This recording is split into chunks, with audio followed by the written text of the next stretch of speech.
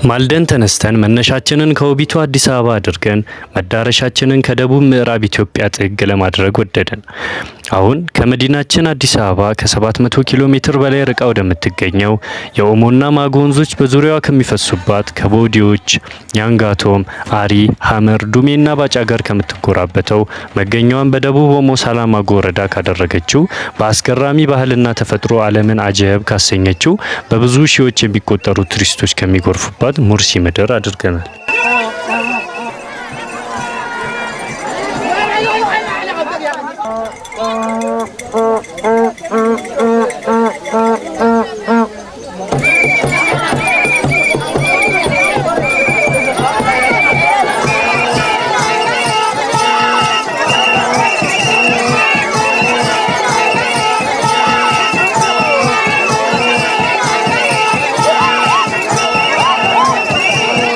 የሙርሲ መለያ ከሆነው ባህል አንዱ ሴቶች በታችኛው ከንፈራቸው ላይ የሚያንጠለጥሉት ሸክላ ነው።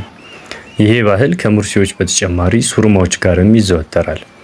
የሙርሲ ሴት ገና በ15 ዓመት እድሜዋ ነው ከንፈሯን ለሸክላ ማንጠልጠያ መተልተል የምትጀምረው። የሙርሲ ሴት በከንፈራቸው ላይ የሚያንጠለጥሉት ሸክላ ትልቅነት እርስ በእርሳቸው ይፎካከራሉ።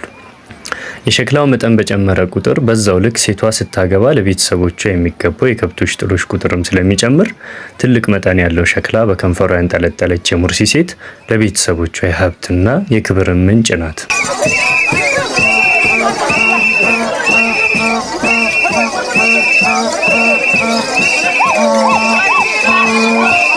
የሙርሲ ሴቶች የከንፈራቸውን ማጌጫ ሸክላ በዋነኝነት በአራት ኩነቶች ላይ ያደርጉታል።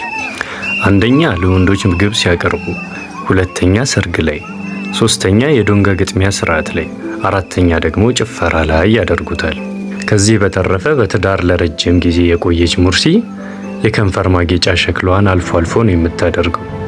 እንዲያውም ባሏ በህይወት ከሌለ ከናካቴው ማድረግ ልታቆምም ትችላለች።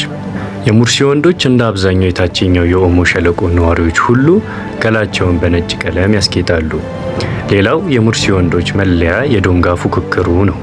ማንኛውም የሙርሲ ወንድ ከማግባቱ በፊት ወንድነቱን የሚያስመሰክርበት ፈተና ተዘጋጅቶለታል። ይህም ፈተና በዶንጋ ተቀጣቅጦ ማሸነፍ ነው።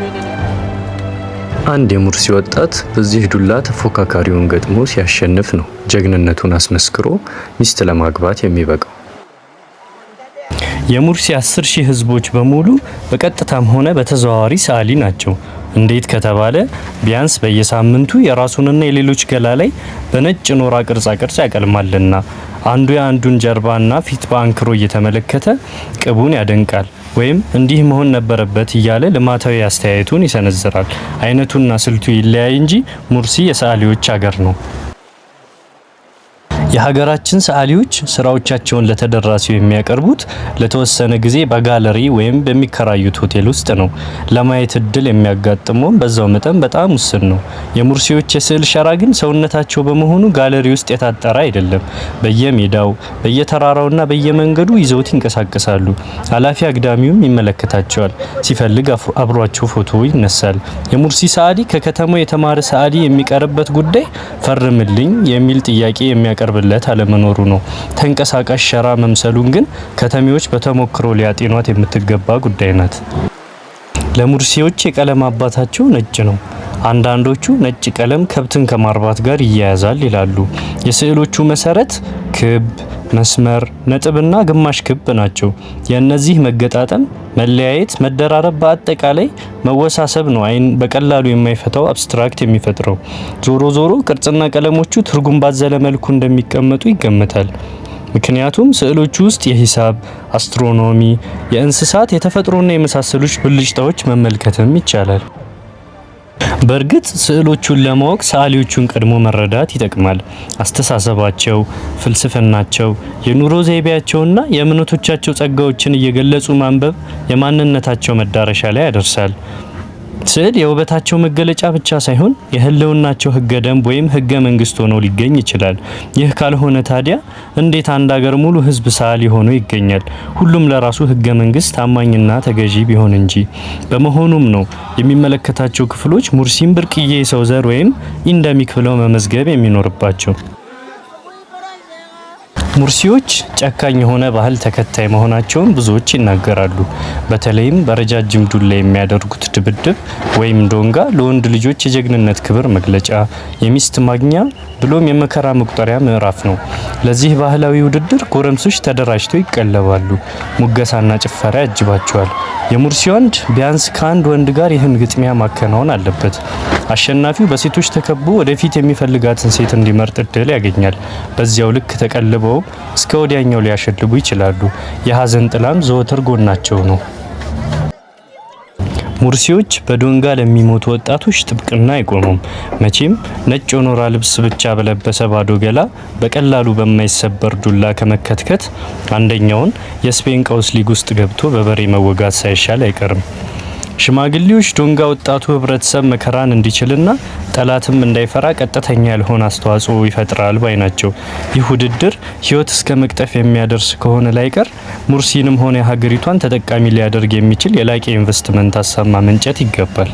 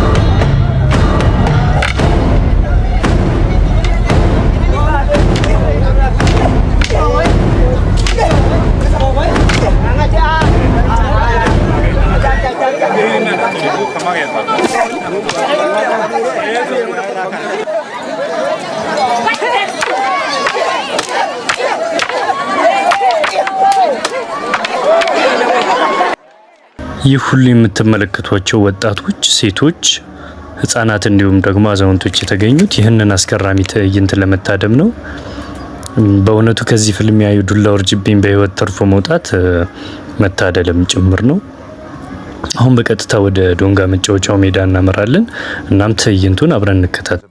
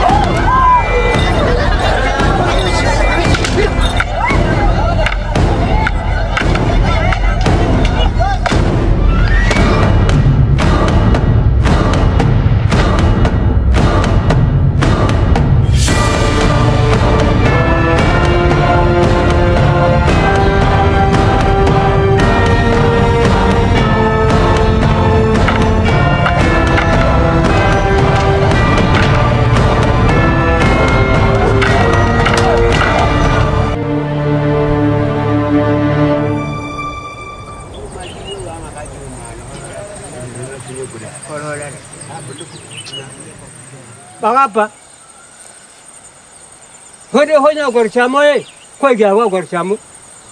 The Bumi attack us.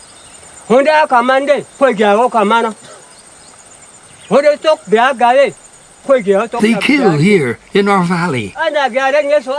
They want our land. We have nowhere to go.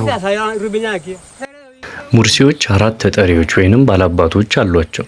እነዚህ ባላባቶች ሙርሲዎች በዋናነት በሚገኙበት ከተማ ማኪ ጥንት ሙርሲዎች ኦሞ እንደተሻገሩ የሰፈሩበት ስፍራ ዶንጎሶ፣ ሞይዞና ቦንጎዞ ላይ መቀመጫቸውን አድርገዋል። በአራቱም ስፍራዎች ባላባቶች ቢኖሩም ዋናው ባላባት ግን የሚኖሩት ማኪ ላይ ነው። እነዚህ ከተለያየ ጎሳ የተወጣጡ ባላባቶች የተለያየ የሥራ ድርሻ አላቸው። ህልም የሚፈታ፣ ባህላዊ ስርዓት የሚያዘጋጅ፣ የሚመርቅ፣ ዝናብ ሲጠፋ እንዲሁም የሙርሲ ህዝብና እንስሳት በተለያዩ በሽታዎች እንዳይጠቁ የሚለምኑ ብሎም የሚባርኩ ናቸው።